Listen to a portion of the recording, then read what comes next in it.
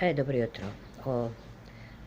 Do sad sam pričala o tome kako sam se ja osjećala, šta mi treba kada je o raku reč, a, o dobrim lekarima, a u stvari nisam govorila o tome kako je izgledao sam proces u bolnici. Ne bi u stvari ni sad pričala da nisam slučajno našla juče na Vajsu tekst od prošle godine neke mlade žene koja je operisana na onkologiji izvadila je histerektomiju je imala i ona je vrlo precizno bila i iznosila detalje oko same operacije.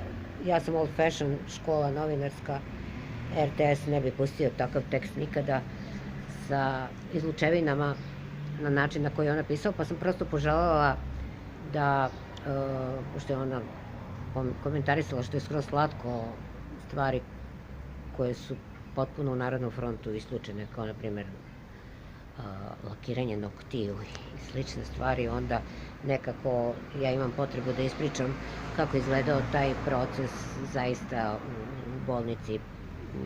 Prijemno odeljenje je fantastično, prečisto. Ja sam bila toliko umorna da sam prvi dan provela buljeći u ogroman TV koji je bio iznad moje glave gledajući filmove i kubanju, jer sam se prešla pa nisam doručkovala, imala sam jako malo kilograma tih dana i ono što je vrlo bitno da znate to je da će vam biti zabranjena hrana ti prvi dana i to nije nešto što ćete smeti da prenebregnete, zato što ukoliko budete krišom nešto pojeli, vama će pozliti posle operacije, to vam garantujem, znači ništa onako kako vam kažu u bolnici, tako se ponašate i sve vreme sarađujete i tako se ponašate kako vam kažu u bolnici. Mene je užasavalo proces čišćenja. Ja sam taj proces radila jedan jedini put u životu, znači izbacivanja iz debelog creva, iz creva uopšte bilo kakve sadržine. Kada sam se porađala i meni je to bilo, mislim, klizma, klistir, užas, jer je bilo užasno. Sada je to vrlo elegantan postupak koji se, boga mi, dešava 2-3 puta u zavisnosti od toga, taj prvi dan priprema za operaciju, u zavisnosti od toga koliko ćete, kakvu vrstu operacije imate. Znači, zabranjeno je, hrana je zabranjena, ja stvarno da nisam to veče popila jednu kafu i polizala malo šećera, ja bi kolabrirala zaista, imam inače nizak pritisak, a onda me posle toga, pošto sam već bila na klizmi, onda sam posle toga išla u toaletu na milion puta, što je užasno isto. Tako da, prosto morate računati da takve stvari posle operacije koja je trajala više sati, ja sam imala u šok sobi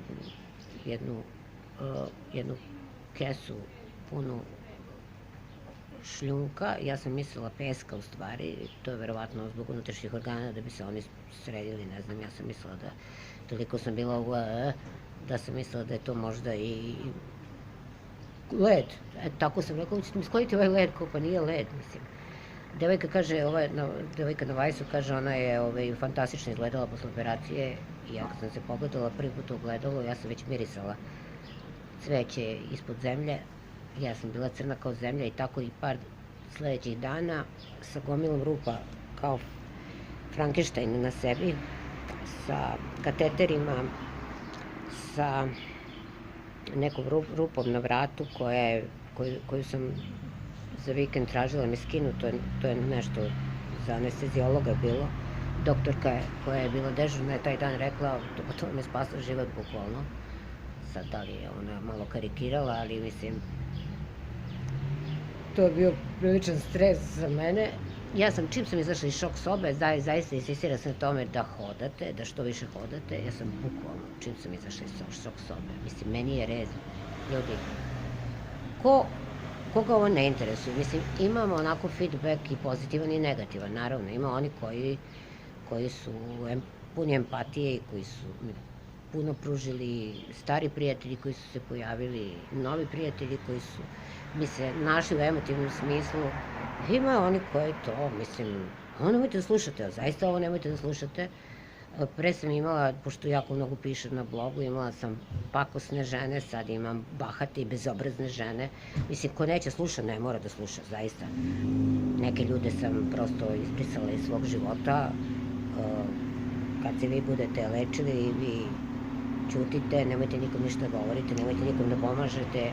Ja sam ceo život bila nekom uzor, mislim, ja radim u srednjoj školi i u RTS-u sam, u televiziji Novi Sad sam pratila religiju, pratila sam neke vrlo ozbiljne stvari, tako da ulazim u Akademiju nauka, mislim, a hoću da kažem da sam puno puta bila ljudima uzor i mislim, prosto neću da ćutim.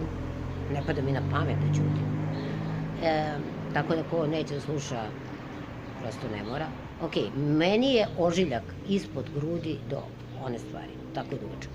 Znači, ja sam, čim sam izašla iz šok sobe, prvo što sam radila, otišla sam i okupala se. Moje sestre su bile kao, vidi ove ludače, kao jedno je kupa se, ali su rekao svaka čast i tako i treba. I mislim da je voda ozbiljan izlečitelj, treba i piti puno tečnosti, ne treba jesti, zaista, strašno će vam biti ako budete jeli, cela creva će, ali morate piti dosta tečnosti da bi mogli da idete, da obavite veliku nuždu, jer je ona ozbiljan pokazatelj toga da su vama creva proradila i da vaš život u vašim rukama. Eto, to je negde jako bitno.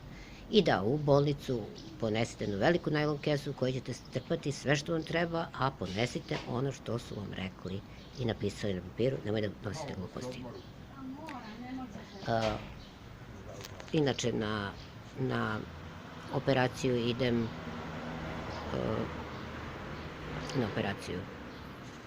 na hemoterapiju idem već početkom juna na onkologiju, držite mi palčeve, platina 6 ciklusa. Vidimo se.